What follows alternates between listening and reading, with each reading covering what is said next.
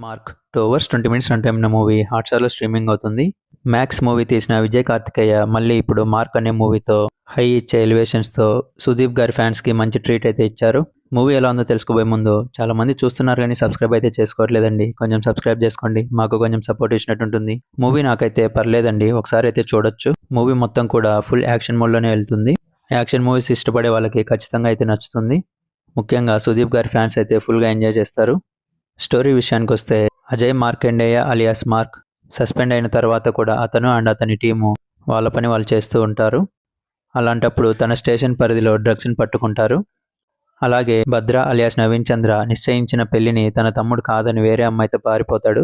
ఎలాగైనా ఆ అమ్మాయిని చంపి తన తమ్ముడిని తను నిశ్చయించిన అమ్మాయికిచ్చి పెళ్లి చేయాలని తిరుగుతూ ఉంటాడు. అదే సమయంలో తన తల్లిని చంపి సీఎం అవ్వాలని అనుకుంటూ ఉంటాడు ఆదికేశవ అలియాస్ షైన్ టామ్ చాకో. వీటితో పాటుగా సిటీలో వరుసగా 18 మంది పిల్లలు కిడ్నాప్ అవుతారు. ఈ అన్ని స్టోరీస్ కి ఉన్న కనెక్షన్ పాయింట్ ఏంటి, చిన్నపిల్లల్ని కిడ్నాప్ చేసింది ఎవరు, కిడ్నాప్ చేసి ఎక్కడ దాచిపెట్టారు అనేది remaining story. Movie opening scene Naveen Chandra గారితో చాలా స్కేరీగా ఉంటుంది. అలాగే మార్క్ ఇంట్రడక్షన్ కూడా చాలా హైలైట్గా ఉంటుంది. ఫస్ట్ హాఫ్లో వచ్చే యాక్షన్ సీక్వెన్సెస్ మూవీకి హైలైట్ అవుతాయి. ఫస్ట్ హాఫ్ మొత్తం కూడా ఫుల్ ఎంగేజ్ చేస్తుంది.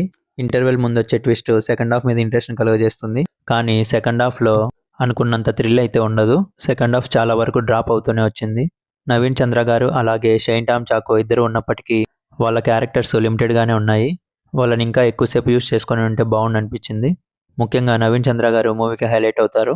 మూవీ మొత్తం కూడా చాలా వరకు నైట్ టైమే జరుగుతుంది. సినిమాటోగ్రఫీ అలాగే మ్యూజిక్ చాలా బాగున్నాయి. ముఖ్యంగా బ్యాక్గ్రౌండ్ మ్యూజిక్ చాలా హైలైట్ అవుతుంది. పర్ఫార్మెన్సెస్ విషయానికి వస్తే సుదీప్ గారు అలాగే నవీన్ చంద్ర షైన్ టామ్ చాకో ముగ్గురు చాలా బాగా చేశారు. ఫైనల్ వర్డిక్ట్ ఏంటంటే మాస్ ఆడియన్స్కి అలాగే సుదీప్ గారి ఫ్యాన్స్కి మూవీ చాలా బాగా నచ్చుతుంది. యాక్షన్ మూవీస్ని ఇష్టపడే వాళ్ళు ఖచ్చితంగా ఒకసారి అయితే ట్రై చేయొచ్చు.